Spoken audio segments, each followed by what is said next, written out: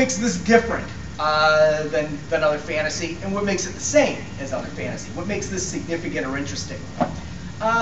One, I think a lot of contemporary fantasy models itself on Tolkien.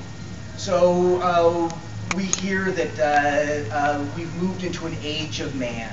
The elder races are now starting to disappear, and this is an age of humanity.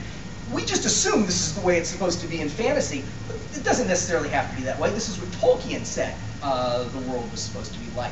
So I've really gone the opposite direction. The age of man was eclipsed when the island of Thera blew itself apart in the biggest volcanic explosion anyone had seen. It wiped out half the people in the known world, and then into that void, all of these ancient peoples started coming and reasserting themselves. So our world is not an age of man, it is an age of magic and the older races reasserting themselves. Another way this is different is that a lot of fantasy is high fantasy. It's about heroes who are trying to save the world. Fellowship of the Ring.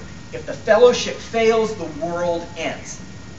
This is low fantasy. This is swords and sorcery. It's not better than high fantasy. It's not worse than high fantasy. It's different because if my heroes fail, they don't pay the rent or they get killed. But no one's going to miss them and no one's going to care because they are gritty, low or mid-level adventurers who are going out to try to make their fortune and make their mark in the world. So it has a completely different tone. It has a more visceral tone.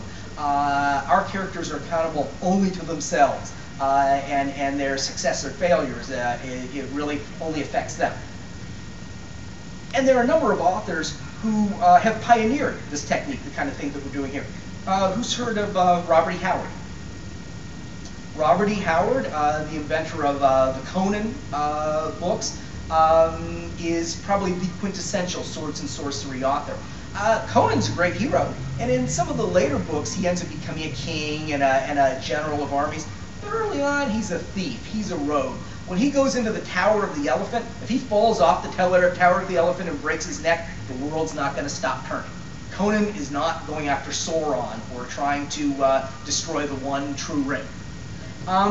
So Robert E. Howard is a big influence on what we've done with the Kos series. Jack Vance. Who's read Jack Vance, Kugel the Clever? Kugel the Clever is a thief. He's a thief, and Jack Vance described a magic system in his books about Kugel the Clever, which is widely believed to be the basis for the magic system that was adopted in Dungeons & Dragons. Fritz Leiber. Who's read Fritz Leiber? Fafford and the Grey Mouser, the Lankmar books.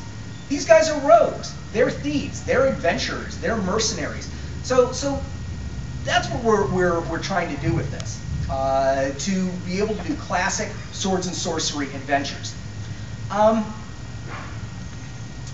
Beyond that, we're also doing a shared world fiction project.